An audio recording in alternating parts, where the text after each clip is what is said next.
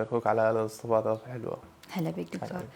دكتور، بشكل عام إذا نتحدث عن الأدوية، إذا نقلل من الجرعة أو نزيد من الجرعة، هل يؤثر على المرض أو لا؟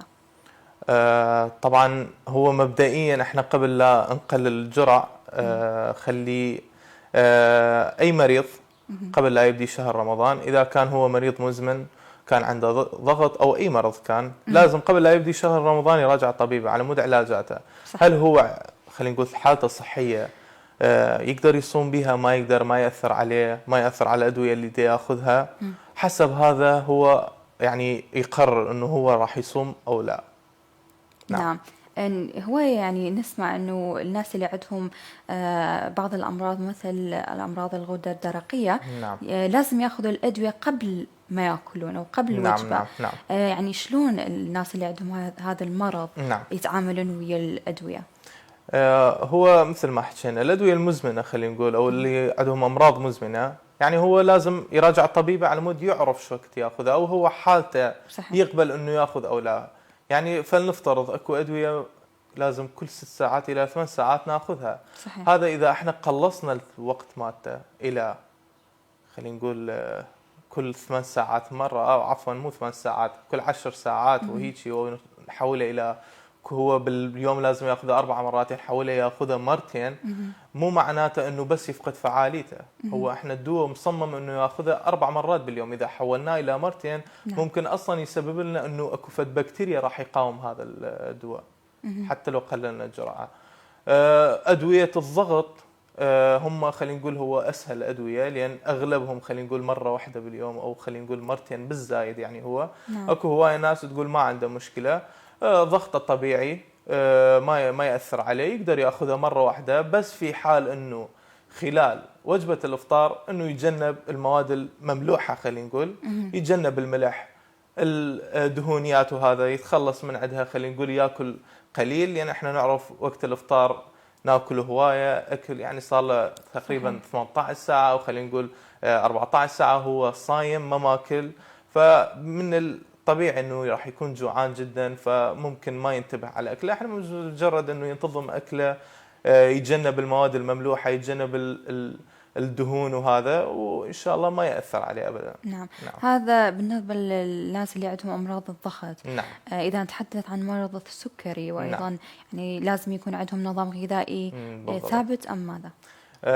اكيد مرضى السكري هم خلينا نقول كل شيء هم واحد. خاصة موضوع السكر، عندنا انخفاض أو ارتفاع السكر. طبعا نعم. هذا الشيء احنا جدا يأثر على المريض.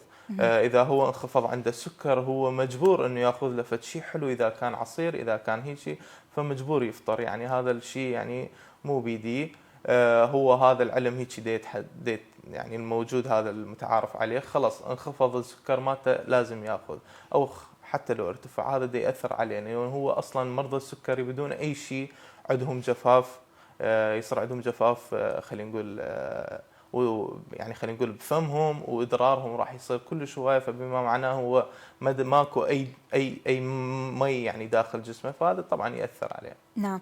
بالنسبة للأدوية اللي يأخذوها ناس اللي عندهم الأمراض السكرية، نعم. كلها يعني ما يصير أثناء الصيام؟ نعم. يعني أكو أدوية غير؟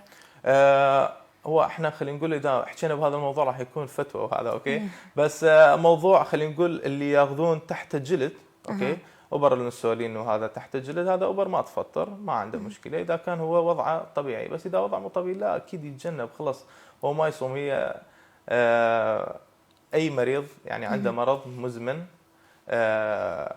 ويعني كان لازم مجبور يفطر بما وجب انه خلص هو يفطر، ما عنده مشكلة يفطر. بس يعني هذا حسب الآية، يعني هو الآية جدا سهلة وواضحة، يقول فمن كان على سفر مريضا أو على سفر فعدة من أيام أخر. آية كلش واضحة وسهلة، يعني اللي يتحسن من خلينا نقول المرض مالته يقدر يعوض اليوم اللي صام به أو ما صام به، خلينا نقول. نعم. ماذا عن يعني الأدوية اللي خاصة بالمفاصل الناس نعم. يأخذوها، هم يفطر لو ما يفطر؟ العفو، يعني ادويه مفاصل من يعني هو الحبايه مرهم شنو هو لا، الموضوع؟ المرهم أو نعم. المواد اوكي، الأخرى. خلينا نقول بشكل عام مهم. المراهم هي ما تفطر ابدا. مهم. اي يعني عادي يقدر ياخذها. خلينا نقول هو فد شيء موضعي يخليه على الجلد، يمتص الجلد، هو ما يعتبر من المفطرات ابدا، بالعكس راح يلتزم عليه. آه، اغلب ادويه خلينا نقول المفاصل راح يكون يومين باليوم، خلينا نقول مرتين او يكون مره واحده، مهم. فجدا عادي بعد الافطار وبعد السحور يقدر ياخذه وما ما عنده اي مشكله. إيه. نعم. اكو ناس يعني او مرضى يعاندون، يعني يقولون لازم الا اني اصوم بشهر رمضان، نعم. مع انه حالتها يعني ما يسمح انه نعم. يصوم. نعم. فشنو تاثيراته، شنو راح يكون التاثيرات السلبيه على صحته؟ نعم، مثل ما ذكرت من البداية انه احنا خلص اذا احنا تلاعبنا بالجرعة، لان مهم. هو ما دام صايم لازم نتلاعب بالجرعة. خلص انه هو كان ياخذها صباحا مهم. ينجبر ياخذها مساء لان هو صايم. يعني اكو ادوية لازم ياخذها صباحا بسبب مهم. الافرازات والهرمونات اللي دي يشتغل عليه هذا الدواء، ينفرز صباحا مثلا، نعم. ما راح يشتغل عليه بالليل. يعني هو مو موضوع عناد، يحتاج انه موضوع توعية من قبل الصيدلاني والطبيب المختص مالته طبعا بالاول مهم. وفقط. ماذا عن يعني اعتماد الجسم، او يعني شلون يعتاد الجسم على يعني تغير اوقات اخذ نعم. الادويه، المعده او يعني الاعضاء الاخرى ايضا؟ نعم. هو طبعا احنا اكثر شيء تاثر به هو المعده، مهم. لان خلينا نقول تغيير داخل الجسم خلال السنه، هو كل يوم ياكل الظهر وفجاه مهم. راح يصوم وياخذه بالليل. يعني هو اذا صار مشكله راح يكون بالمعده، لكن كمشكله جدا كبيره مستحيل ما راح يصير هيك مهم. شيء. مجرد هو تنظيم الوقت الغذائي والنظام الغذائي اللي راح يكتبه الطبيب قبل رمضان، لازم المريض يراجع الطبيب على مود يشوف هل حالته يستوجب انه يصوم او لا، فقط لا اكثر. مهم. بالنسبة للناس أو الناس المرضى اللي يأخذون أدوية كل 6 ساعات أو كل 8 ساعات، نعم. صحيح إنه لازم نرجع للطبيب مالتنا نعم. ينظم لنا نعم. الوقت، ولكن بالنسبة يعني اللي أنت تشوفه يومية حضرتك صيدلاني، شلون تنظم أدويتهم؟ نعم، هو مثل ما ذكرنا ال6 ساعات او ال8 ساعات هذا ما ينتظم اذا سويناه مرتين، مم. مستحيل، من سبع المستحيلات. واذا احنا انجبرنا، زين، انجبرنا انه نسويه راح ياثر علينا. مثل ما قلت لك اكو بكتيريا راح يقاوم هذا الدواء مم. بالاخير. يعني هو الدواء مخصص انه كل 6 ساعات لازم يناخذ. اذا مم. احنا سويناه مرتين كل 12 ساعه مره، يعني معناته او كل 8 ساعات، خلينا نقول بعد الافطار وبعد السحور ياخذه، ما راح ينطينا هاي الفعاليه اللي احنا نريدها، وبالتالي ماكو اي فكره. يعني لو ما ياخذها احسن. مهم. نعم. بالنسبة للكلية يعني بناخذ هواية جرعات، نعم. ونشرب هواية مي وأكلات همين خلال هاي كم ساعة من الفطار لحد السحور. يعني طب شنو وضع الكلية وشنو وضع المعدة بهاي الفترة؟ عشتيش، هو طبعا هذا الشيء كلش حلو. هو اكيد الكليه راح يكون عليه ضغط، مهم. لان هو راح يحدد الفتره مالته انه هو 8 ساعات بعد الفطور الى بعد السحور، مهم. يعني بيناتهم في 8 ساعات خلينا نقول ينحصر به لازم ياخذ دواء الضغط والسكر مالته، وهذا اكيد ياثر على الكليه لان راح يكون اكو ضغط كلش مهم. كبير. فدائما ينصحون انه واحد يشرب السوائل مالته هوايه، واذا هو يعني وضعه مو تمام خلاص لا يصوم. يعني هو مهم. يعوض الصيام وفضة راحت. يعني اهم شيء الصحة. صحيح. اي.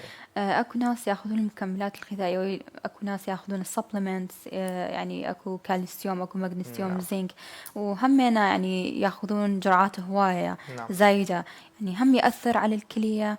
وشلون ننظم السبلمنتس بشهر رمضان؟ اكيد هو مثل ما ذكرتي حضرتك، السبلمنتس هو مجرد مكمل غذائي يقدر ما مهم. ياخذه، يعني هذا منتهين منه. مهم. بس اذا ياخذه على مود، خلينا نقول اذا كان كالسيوم على مود العظم مالته وعنده مشكله وعنده نقص في فيتامينات معينه، اذا كان دي 3 ايا كان، يقدر ينظمها ياخذها جرعه واحده خلال شهر رمضان. مهم. زين، ورا ما يخلص شهر رمضان يرجع مثل ما كان ياخذها بالايام الاعتياديه، ما راح ياثر ذاك يعني. نعم. مجرد هو مكمل ولا اكثر ولا اقل. نعم. دكتور، يعني بعد السحور نعم. بناخذ أدويتنا، وبعدها ننام، يعني هل يأثر هذا بشكل سلبي على صحتنا لو لا؟ يعني قصدك بعد السحور انه من خلينا نقول ناخذ ناخذ الادويه؟ الأدوية لا، هو بعدين ننام رأسا، يعني أكو تأثيرات سلبية لو لا؟ هو النوم ما اتوقع انه اكو شيء سلبي على الاكل وهذا يعني. مهم. لا لا، جدا عادي، مهم. ماكو اي تاثير سلبي عليها. هو فقط احنا مشكله خلينا نقول بشهر رمضان مشكله اللي ناس اللي عندهم مرض يعني انه هو يكون مزمن، هو هذا فقط اللي عنده مشكله. يعني هسه دا يصادف عندنا بالمستشفيات حاليا بعد وجبه الافطار الطوارئ ينترس، خلينا نقول الناس اللي موجودين بها بسبب مثل ما فهمتك انه مواد المملوحه، هو عنده ضغط وقت خلينا نقول الاكل، يعني دا ياكل شيء مالح او دهون زايده الى اخره، فهذا الشيء الجسم ما متعود عليه فجاه يدخل داخل جسمه، الجسم يستغرب، فالموضوع عنده يسوء اكثر وضغطه يصعد الى 20 و22 على يعني، فيلجون الى المستشفيات. هو فقط هذا الموضوع، انما الباقي صحيح. لا جدا سهله. نعم. ونسمع هواي انه يعني يصير بهم امتلاء يعني. نعم نعم. هاي إذا اي مدى صحيحة، ولأي مدى انه يصادفكم هذه الامراض؟ والله هي الامتلاء يعني خلينا نقول هي موجوده جدا يعني، خاصه بشهر رمضان يعني بعد الافطار هوايه تصادف.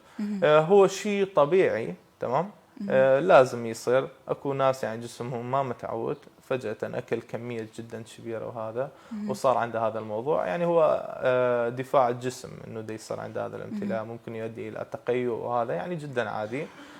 يصادف هذا الشيء هوايه، لكن يتعالج يعني مو فد شيء كلش خطير ابدا. يعني شلون نبدي بالمي، نبدي بالتمر، يعني أكثر طريقة صحية نعم. نفطر بها شلون؟ نعم هو أكيد إحنا هي مثل ما تقول السنة إنه نبلشها تمر.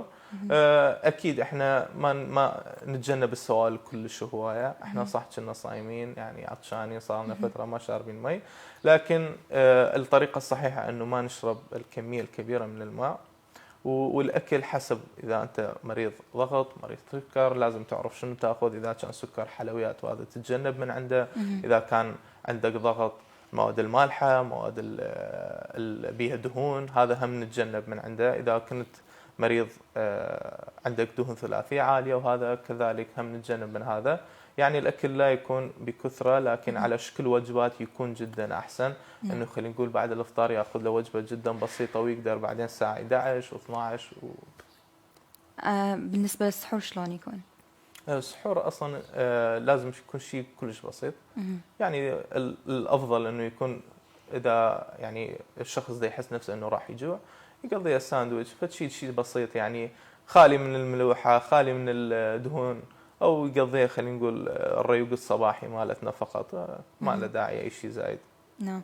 من نفطر يعني اكو ناس يصير بهم دوخة، يعني نعم. شنو السبب هذه الدوخة؟ نعم هو مثل ما قلت لك هو دفاع الجسم عن هذا الشغله، يعني هو مجرد جسمنا ما متعود فجأة يدخل هذا، فده يصير مثل ما يقولون بالانجليزي ايفوريا، انه ده يدخل فد شيء داخل جسمك فجأة فيصير عندنا دوار، وهذا الشيء ما يطول اتوقع اكثر من دقيقه حتى اقل من دقيقه، يعني شيء وظيفه دفاعيه لا اكثر ولا اقل. نعم دكتور، غير الامراض السكري والضغط نعم. والغدد الدرقيه، يعني شنو الامراض الاخرى الشائعه اللي يعانون من تنظيم وقت اخذ دوائهم؟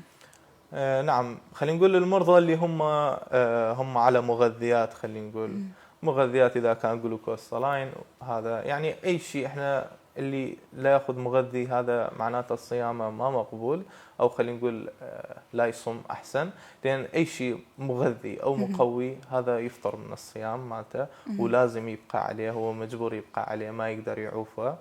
اي يعني هذا الشيء وارد، انما المرضى اللي هم عندهم كريمات، اللي عندهم قطرات اذن قطرات للعين، هذا الشيء ما يفطر جدا عادي يقدر ياخذها، مشاكل العين وهذا ما ياثر على صيامك ولا اي شيء. فقط اللي دي ياثر عليهم هم فقط الادويه المزمنه، جماعه الضغط غده، او عندهم دهون ثلاثيه او عندهم السكري، او لا سامح الله خلينا نقول اكو ناس عندهم الصرع. هي طبعا الموضوع الصرع هم جدا شائع، بس هو اصلا ادويته هم ينأخذ مره واحده باليوم، لان فعاليته تطول هوايه اكثر من يوم همين، فيقدر ياخذه مره واحده، لكن اذا صار عنده هالنوبه اجت خلينا نقول وهو صايم يعني مجبور يفطر. فهو احنا دائما قبل لا نبلش صيامنا لازم قبل شهر رمضان الفضيل يعني هو لازم يراجع طبيبه قبلها بفتره، ينطي يسوي له فحوصاته، يشوف وضعه، يشوف الادويه اللي يتحسن عليه او لا، يشوف وضعه انه هل هو يقدر يصوم او لا. نعم. كل زين. دكتور بالأخير إذا عندك رسالة أو أي شيء يعني ما سألتك تفضل. طبعا جدا أشكركم على الضيافة الحلوة، شكرا لك وشكرا قناة كركوك. عاشتكم على الضيافة همين. والله هو تقريبا حكينا على كل شيء يخص رمضان أمانة. نصيحتي خلينا نقول للمرضى، هو هذا شهر رمضان، يعني احنا نعرف انه هو هذا الشهر الفضيل وبالسنة عندنا هذا الشهر فقط، لكن رجاء اذا وضعك ما يسمح لك او انت مريض او وضعك مو تمام ما تقدر تاخذ الادوية مالتك، يعني هو نصيحة لا اكثر ولا اقل، انه يعني يقدر يعوض الصيام مالته بغير يوم. صحيح. بس مجرد انه بس يتحسن او وضعه يصير كنترول اكثر. صحيح. اكو ادويه خلينا نقول او علاجات او مرضى انه هم مزمن الموضوع، ممكن يتفاقم الوضع فقط في رمضان، لكن غير ايام يقدر يرتب وضعه، خلينا نقول بالاسبوع راح يصوم له مره واحده فما راح ياثر ذاك الاثر عليه هوايه، هذا يكون احسن. تمام. شكرا دكتور، شكرا وجودك اليوم ويانا. شكرا لك عاشتي. شكرا دكتور أحمد عماد الصيدلاني. مشاهدينا الكرام نروح فاصل قصير ونرجع وياكم، فخليكم ويانا.